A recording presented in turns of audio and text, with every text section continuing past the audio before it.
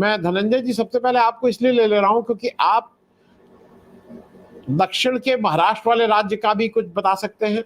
मैं क्योंकि विंध्याचल के नीचे है तो आप दक्षिण के ज्यादा पास हैं मिजाज में भी, और उत्तर का जो राज्य है, मैं अभी यूपी की बात नहीं कर रहा हूं, मैं अभी सिर्फ बिहार की बात तक आप करेंगे और इन जनरल उत्तर की बात कर लेंगे। जो आज की बात ये हो रही है कि दक्षिण में बीजेपी साफ और उत्तर में हाफ। इस पे आपका पहला वक्तव्य ले लूं। हम लोग कोशिश ये करेंगे कि 6-7-8 मिनट में अपनी बात फर्स्ट राउंड की कर लें, जिससे 2 राउंड हम लोग ठीक से बात कर सकें। धनंजय भाई।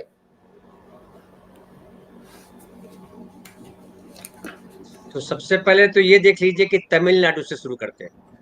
तमिलनाडु में 39 सीटें हैं। बीजेपी के पास पिछले लोकसभा चुनाव में कितने सीटें थी? 0।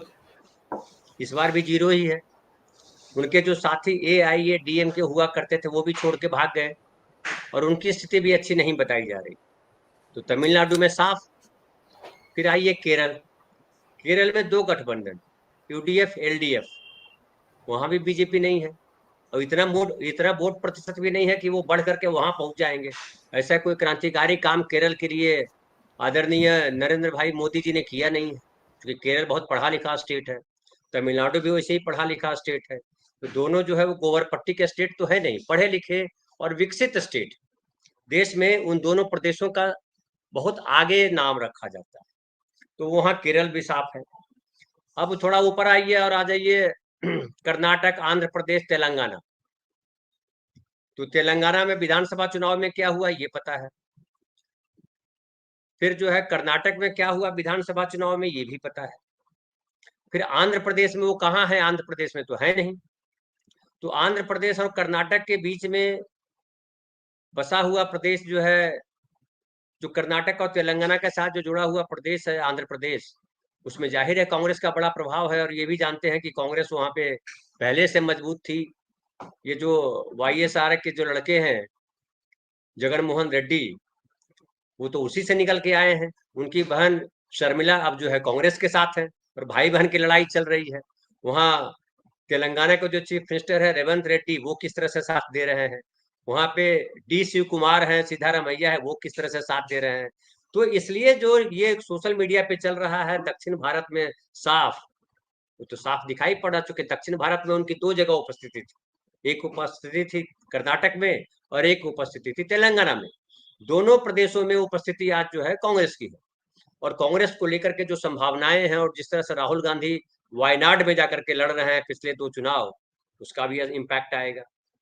जाति सर्वेक्षण का इम्पैक्ट आएगा और वहां पे बड़ा प्रभाव जो है उन विचारों का है जिसको कहते हैं आज के संदर्भ में वैज्ञानिक दृष्टिकोण की बात कीजिए या बात कीजिए जो पिछड़ा, दलित, ये समाजों को, बहुजन समाजों को लेकर के जो सोच है वो समाज वहां स्थापित है और वो बहुत महत्वपूर्ण है। वो कर्नाटक में एक स्थिति बन गई थी जहां पे हिंदू मुसलमान किया गया था, लेकिन अब हिंदू मुसलमान से स्थिति देखिए कि उत्तर भारत में भी अगर आते हैं, महाराष्ट्र में भी आते हैं, तो स्थिति बदल गई है। अब हिंदू मुसलमान से लोग हिंदू भी तंग आ गए हैं और कितने प्रतिशत हिंदू उनके साथ खड़े थे। अब महाराष्ट्र में अगर आ जाइए तो महाराष्ट्र में जो आपने बताया सर्वे ये बता रहा है, विवेक भाई हैं यहाँ पे इसलिए वो नागपुर से बता सकते हैं और बेहतर, लेकिन हम देख रहे हैं कि मुंबई में कहाँ है बीजेपी। उसके अलावा कई सारे अभी जो जिन 5 लोकसभा चुनाव में ये 5 लोकसभा क्षेत्रों में चुनाव हो रहे हैं, उन 5 में अगर आप देखिए तो विदर्भ का इलाका और विदर्भ के इलाके में मजबूत है कांग्रेस। अब नागपुर में नितिन गडकरी को भी उतना आसान नहीं है जितना आसान पहले बताते रहे कि हम तो 5 लाख वोट से जीतेंगे और क्या क्या करेंगे। अभी तो भाग दौड़ कर रहे हैं। बिहार में आइए तो बिहार में जो है स्थिति बिल्कुल साउथ इंडिया वाली नहीं है, तो महाराष्ट्र वाली स्थिति तो यहाँ भी है। महाराष्ट्र से मैं बोलूं कि नीतीश कुमार चुप हैं। नीतीश कुमार 4000 पार पहुंचा रहे हैं। तो हमारे एक चैनल पे दर्शक ने कहा था कि 4000 पार मतलब किलोमीटर पार करने की बात कर रहे थे, आप लोग 400 पार समझ रहे थे। वो 4000 किलोमीटर पार बीजेपी को पहुंचाएंगे, ऐसा नीतीश कुमार कह रहे थे। और वहां नीतीश कुमार भी अब निष्प्रभावी हो गए हैं, क्योंकि नीतीश कुमार ने इतना पाला बदल लिया और इस बार उनसे उम्मीद थी, क्योंकि इस बार झपेटे में इसलिए भी आ गए हैं कि बीजेपी का वहां पे बीजेपी की हालत बहुत खराब है। बहुत खराब इसलिए है कि कोई भी देखिए एजेंडा, एक सबसे बड़ा एजेंडा जो बीजेपी का था वो राम मंदिर, वो राम मंदिर आपके उत्तर प्रदेश में नहीं चला तो हमारे बिहार में कहाँ चलेगा? और क्या मुद्दा बचता? 370 का तो कोई लेना देना नहीं है बिहार से। तो राम मुद्दा जब नहीं चला, रामचंद्र जी नहीं चले, तो मोदी जी कहां से चलेंगे? मोदी जी तो पहले भी नहीं चल रहे थे बिहार में। आप याद कीजिए कि 2014 के चुनाव हो, 2000 फिर जो है उसके बाद 2019 के चुनाव हुए, तो 2014 के चुनाव में इतनी इतनी सीटें मिली थी, लेकिन मोदी जी को विश्वास नहीं हुआ अगली बार। और 2014 में 2019 में जब नीतीश कुमार के साथ जब समझौता किया, तो 17 सीटों पर बंटवारा किया। 17 सीटें अपनी जीती हुई सीटें, 23 सीटों में से 6 सीटें छोड़ दी। समझिए कि मोदी जी कितना डरते हैं बिहार से। और उसके बाद जब नीतीश कुमार फिर इस बार चले गए, फिर लौट करके आए, बड़ी बुरी हालत में है नीतीश कुमार, ये नरेंद्र मोदी भी जानते हैं, लेकिन फिर भी उनको 16 सीटें दे दी। अब इससे समझिए कि नरेंद्र मोदी जी बिहार में कितने प्रभावी हैं। और दूसरी तरफ देखिए कि वहां तेजस्वी यादव बहुत प्रभावी है, और तेजस्वी यादव इतना प्रभावी हो गए हैं कि वो नीतीश कुमार पे भावी पड़ गए। नीतीश कुमार एक पर्याय थे बिहार में। और आज जो राहुल गांधी जो बात कर रहे हैं, 50% महिलाओं को आरक्षण देने की बात कर रहे हैं, जाति सर्वेक्षण की बात कर रहे हैं, नौकरियों में 50% महिलाओं को आरक्षण देने की बात कर रहे हैं, ये सारी बातें बिहार में नीतीश कुमार कर चुके हैं। महिलाओं को आरक्षण देने की बात तो 2005 से लागू है राजनीतिक तौर पे। जो निचली निकाय है उसमें तमाम पंचायती चुनावों में, जिला परिषद के चुनावों में। फिर देखिए 50% नौकरियों में आरक्षण हो गया, तो महिलाओं के लिए तो वहां हुआ है। फिर जाति सर्वेक्षण हुआ। तो नीतीश कुमार जिन बातों के लिए जाने जाते रहे, अब वहां पे भारी पड़ गया है तेजस्वी यादव को नौकरी।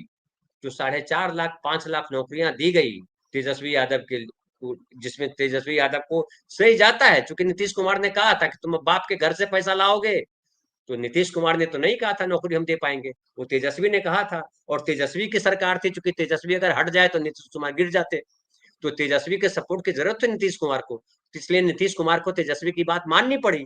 और देश के इतिहास में, 75 साल के इतिहास में पहली बार इतनी नौकरियां देश में मिली बिहार स्टेट में। और आपके उत्तर प्रदेश से भी लोग गए, महाराष्ट्र से भी बिहार में लोग आए हुए तो वो भी लौट के गए, गुजरात के भी लोग लौट के गए कि हमको बिहार में नौकरी मिल रही है। और जो एक अभी फिर जाकर के परिवारवाद और ये जंगल राज वगैरह वगैरह करते रहे, तो तेजस्वी ने तो बताया कि हम तो साथ रहे नीतीश जी के, जंगल राज आया नहीं। जंगल राज तो आप उत्तर प्रदेश में बताया जा रहा है कि कौन कहाँ मार दिया जाएगा। न्याय का जंगल राज में क्या अंतर है? जंगल राज और न्याय राज दोनों एक दूसरे के विपरीत है। जंगल राज यानी जंगल का राज, जो ताकतवर है उसका शासन चलेगा। न्याय राज यानी जो कानून का राज है। तो क्या उत्तर प्रदेश में कानून का राज है? ये सवाल तो पूछा जाना चाहिए उत्तर प्रदेश के लोगों से कि भाई उत्तर प्रदेश में कानून का राज है? बिहार में तो कानून का राज अभी भी, जंगल राज नीतीश कुमार के आने के बाद जिसको कह रहे थे वो खत्म हो गया था, अभी भी है। जब तेजस्वी थे तब भी था, जंगल राज नहीं था, इसका राज था। और अभी और देखिए तेजस्वी के साथ एक और प्लस पॉइंट हो गया है, जो मुकेश सहनी घूम रहे हैं उनके साथ, आप गौर कीजिएगा।